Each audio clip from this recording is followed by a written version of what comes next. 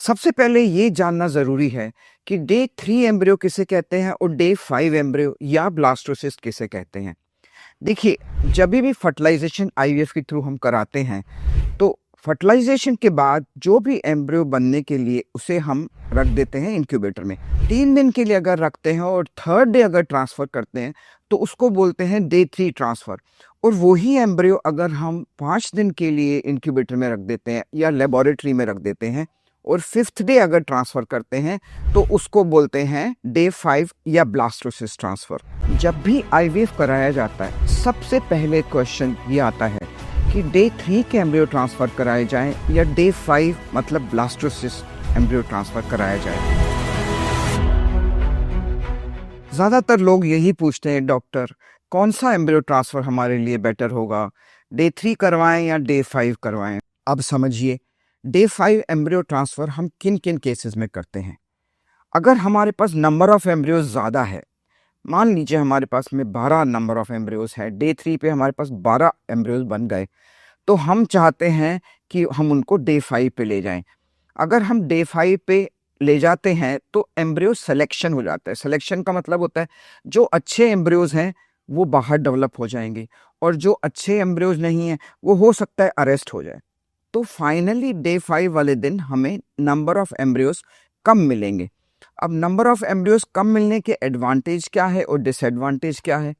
Advantage ये है कि अगर नंबर ऑफ़ एम्ब्रियोज़ हमें कम मिलते हैं, पर वो डे 5 तक पहुँच गए, इसका मतलब वो एम्ब्रियोज़ स्ट्रॉन्ग है।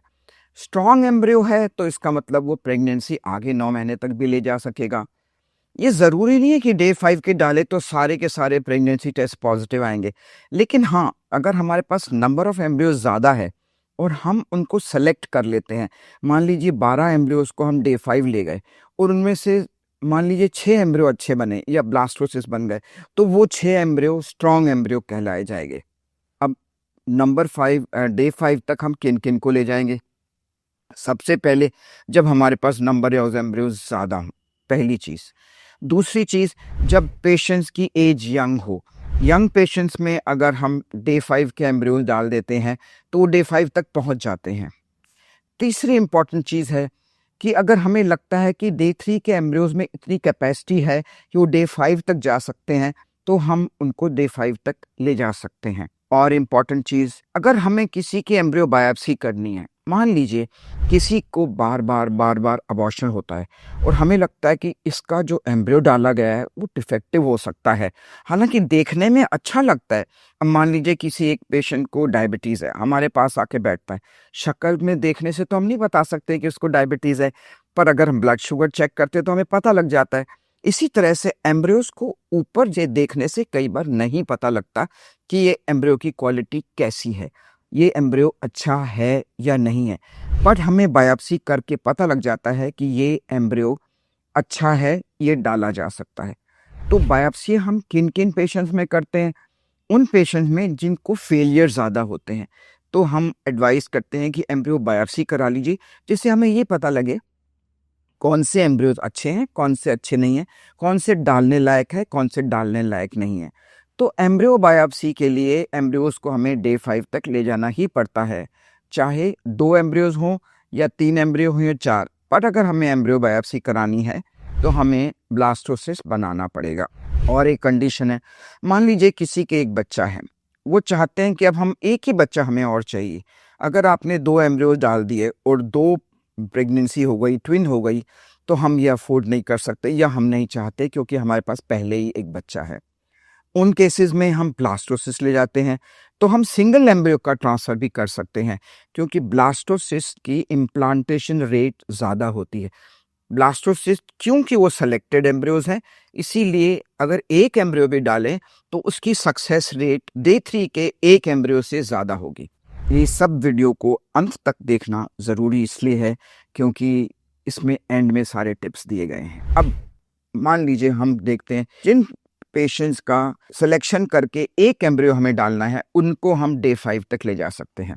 अदरवाइज़ हम डे 3 पे 2 एम्ब्रियो डाल सकते हैं।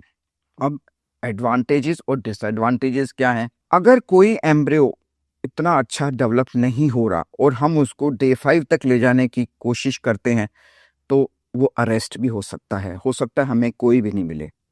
और भी एक डिसएडवांटेज है, अगर हम डे 3 को से डे 5 तक ले जाते हैं, उन केसेस में जिनमें कोई भी एम्ब्रियो नॉर्मल नहीं है, तो हमें एम्ब्रियो ट्रांसफ़र करने के लिए कोई भी एम्ब्रियो नहीं मिलेगा।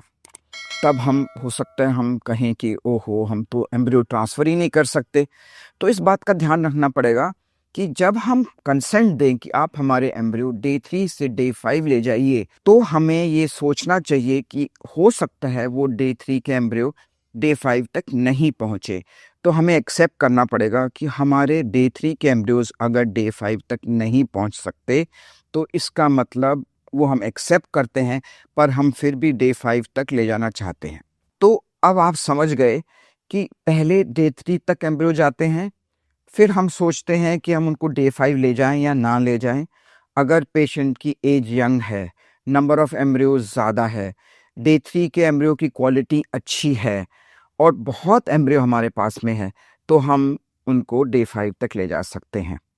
और अगर किसी एम्ब्रियो की क्वालिटी बहुत अच्छी नहीं है, हमें डर है कि हो सकता है वो आगे तक ना जा सके, या हमको बायोप्सी करनी है, या हमको सिंगल एम्ब्रियो ट्रांसफ़र करना है, या हमको सिलेक्शन करना है, जब बहुत सारे एम्ब्रियोज़ हैं तो हम 2-2 करके 10 दफ़ा तो नहीं डाल सकते या 8 दफ़ा तो नहीं डाल सकते। तो हम चाहते हैं कि हमें 6 एम्ब्रियो मिल जाएँ, लेकिन अच्छी क्वालिटी के हों जो प्रेगनेंसी बना सकें।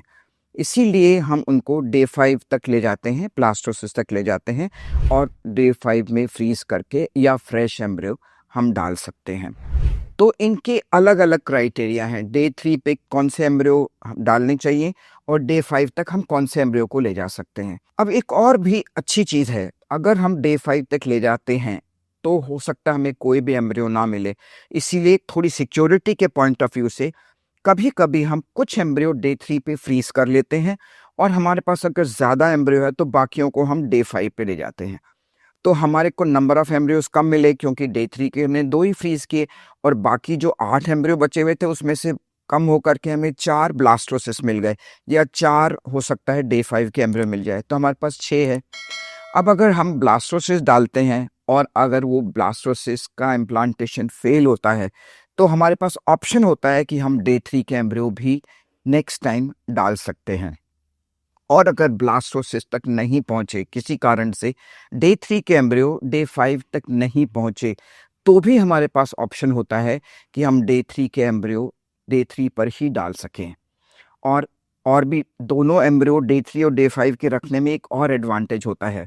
अगर मान लीजिए कभी-कभी जब हम डे 3 के एम्ब्रियोज़ को डे 5 तक ले जाते हैं और हमें एक भी नहीं मिलता, तो हमको ट्रांसफ़र करने का कोई चांस ही नहीं मिलता, हम नहीं ट्रांसफ़र कर सकते। एक और इम्पॉर्टेंट चीज़ है, अगर हमें डे 5 के एम्ब्रियो से बार-बार फेलियर मिलता है, मान लीजिए हमने ब्लास्टोसिस किया, फेल मिला, ब्लास्टोसिस किया, फिर फेल हो गया, तो हम डे 3 के एम्ब्रियो भी डाल सकते हैं, एक अच्छा ऑप्शन है। क्योंकि हो सकता है वो एम्ब्रियो बाहर ना डेवलप हो सके, लैब में ना डेवलप हो सके, लेकिन हो सकता है वो यूट्रस के एटमॉस्फेयर में घूम करके मैच्योर हो जाए और इम्प्लांटेशन के लायक हो जाए। सबसे इम्पॉर्टेंट बात ये आती है कि डे 3 करें या डे 5 करें। अगर हम डे 3 के एम्ब्रियो में ट्रांसफ़र कराने के लिए जाते हैं, तो हमें ये समझना चाहिए कि वो एम्ब्रियो लेबोरेटरी में 3 दिन रहा है, थर्ड डे वो ट्रांसफ़र हो गया। इसका मतलब उन पेशेंट्स में डे 3 ट्रांसफ़र ज़रूरी है, जिनके या तो एम्ब्रियो क्वालिटी बहुत अच्छी नहीं है, या उनके पास नंबर ऑफ़ एम्ब्रियोज़ कम है। कम नंबर ऑफ़ एम्ब्रियोज़ होने के कारण हमें लगता है शायद वो डे 5 तक लेबोरेटरी में नहीं जाएँगे। इसीलिए हम प्रेफ़र करते हैं कि हम वो डे 3 पे ही ट्रांसफ़र कर दें। तीसरी इम्पॉर्टेंट चीज़ होती है, अगर उनका ओवेरियन रिज़र्व कम है, हमें डाउट है कि आगे उनके एम्ब्रियोज़ और बनेंगे कि नहीं बनेंगे, अभी एम्ब्रियो बहुत प्रेशियस है, उन केसेस में भी हम डे 3 पे ट्रांसफ़र कर देते हैं। और इम्पॉर्टेंट चीज़ है, अगर पेशेंट की एज ज़्यादा है, मान लीजिए उसके 2 ही एम्ब्रियो बने और उसकी एज भी ज़्यादा है, तो हम चाहते हैं कि जो डे 3 के एम्ब्रियो हैं, वो डे 3 से के में ही यूट्रस में डाल दिया जाए, जिससे कि वो यूट्रस के एटमॉस्फेयर में बेटर डेवलप हो सके। अब ये समझना चाहिए, चाहे हम डे 3 पे डालें या डे 5 पे डालें, एम्ब्रियो इम्प्लांट तो डे 5 पे ही होगा। डे 3 के एम्ब्रियो यूट्रस में पहले रोटेट करते हैं, घूमते हैं और डे 5 पे जाके इम्प्लांट हो जाते हैं। अब देखिए, कंपेयर करिए डे 3 का एम्ब्रियो, डे 5 का एम्ब्रियो। डे 3 का एम्ब्रियो यूट्रस में डाला गया है, डे 5 का एम्ब्रियो 2 दिन लेबोरेटरी में और रखा गया है। तो आप बताइए कौन सी कंडीशन बेटर है?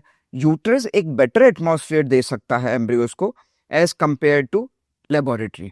इसीलिए जिन जिन पेशेंट्स की एज ज़्यादा होती है, ओवेरियन रिजर्व कम होता है, नंबर ऑफ एम्ब्रियोस कम मिलते हैं, या हमें लगता है कि ये आगे डे 5 तक नहीं जा सकते, तो हम डे 3 पे ही डाल देते हैं, हालांकि वो इम्प्लांट डे 5 पे ही जाके होगा।